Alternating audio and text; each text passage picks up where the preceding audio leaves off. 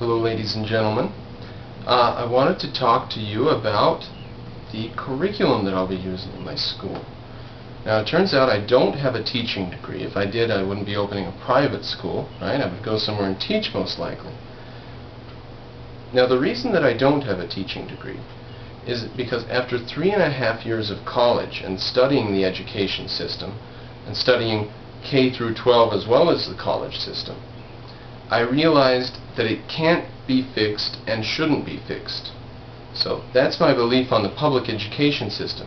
It's a problem. It needs to be eliminated. It's really inefficient and in really bad shape. So I decided, skip it, open a private school and do it right. So that's the reason that we're taking students of the age of 4, 5, and 6, so that we can start their education at the very beginning and not have any previous influence or previous time lag, as it were. For example, if I took a 10-year-old student, he would probably start out on a level where my 7-year-olds are. So I wanted to go over a couple of books that I did read on the subject of curriculum building. This is what they're teaching in college. Now, keep in mind I've got 2 books here, and they are just samples of what's available to teachers in college, to people going to school for a teaching degree. Other textbooks are used, and some valuable teachers do slip through the cracks and get into the schools. I had some good school teachers. So let's keep that in mind as I'm bad-mouthing public education. Now, I have here a practical guide to early childhood curriculum. A practical guide. This is by Claudia Eliasson and Loa Jenkins. And we're just going to sample a little bit out of Chapter 2. Now, Chapter 2 is titled Play. That's it. That's the title of the chapter. We'll start with a quick quote from the introduction and then a couple quotes from Chapter 2, just to give a flavor of their attitude. In the introduction, children need environments and learning experiences that are geared to their needs, not focused on highly academic curricula and planned by what adults think children ought to be learning and doing. These children, between the ages of 2 and 8 years old, need child-centered environments that encourage learning through play, exploration, and discovery. So they're talking about the importance of playing for 2 to 8-year-olds. After that, perhaps a little more academic, but don't get too heavy too quick. So they think that there needs to be a lot of play and not too much learning because you can damage the child, and they call it miseducation can result. And they don't define miseducation and don't elaborate, but they warn you not to be too academic with the child. Going on, we're in Chapter 2. So they talk about the values of play, and they say, much has been written about the values or the purposes of play. Here we discuss various purposes for play to help you recognize its inherent values. This information will aid you in responding clearly and wisely to such queries as, quote, "Is that all my child does? Just play?" End quote. So they're going to give some information on why it's important to let the child play.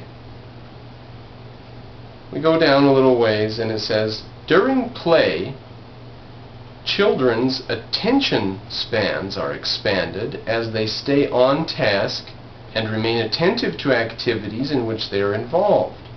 From Rogers and Sawyer's 1988. You got that? Their attention spans are expanded. Okay? If you let children play, then they can pay attention to things longer. How does that not work?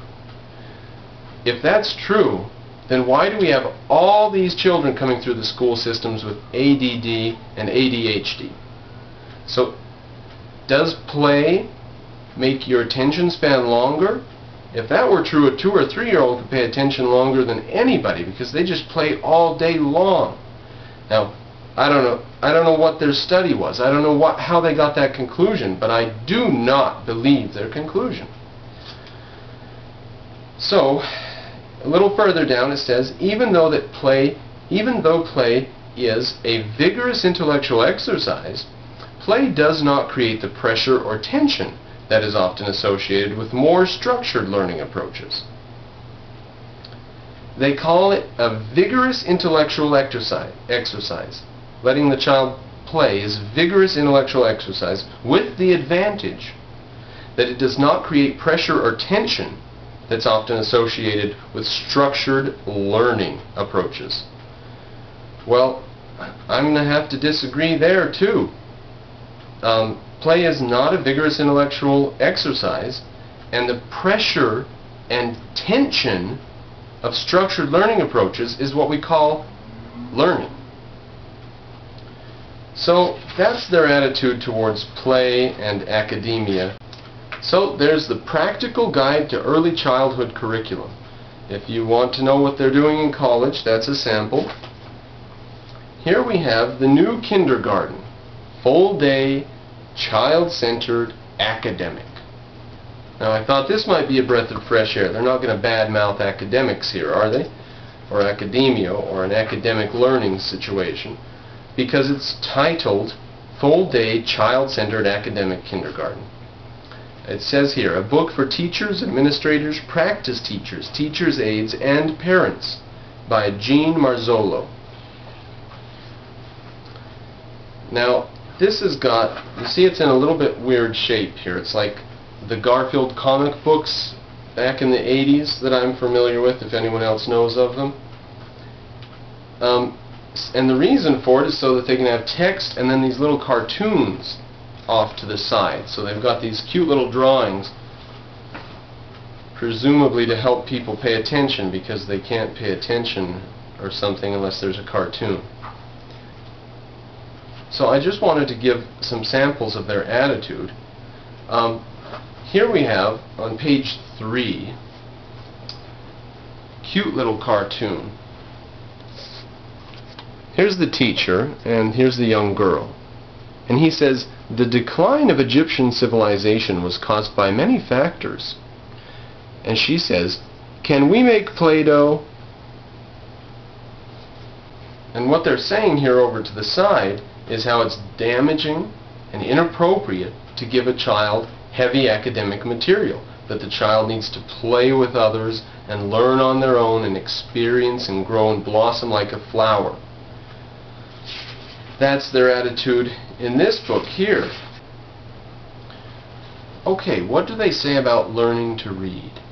What do they do when they take a child in to their school who cannot read?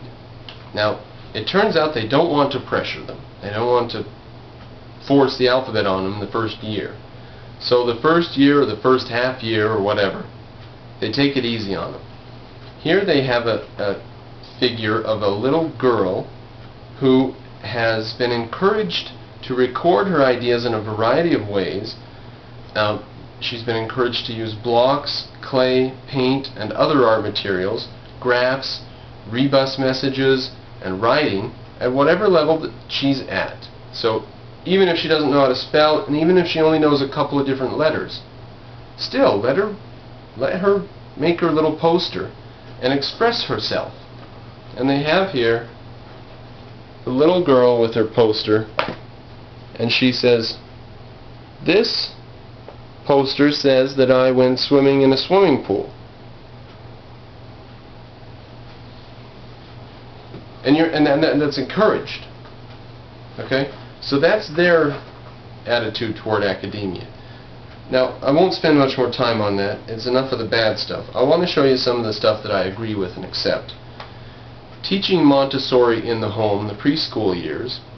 This is on the subject of Maria Montessori and using her methods of teaching for early childhood years.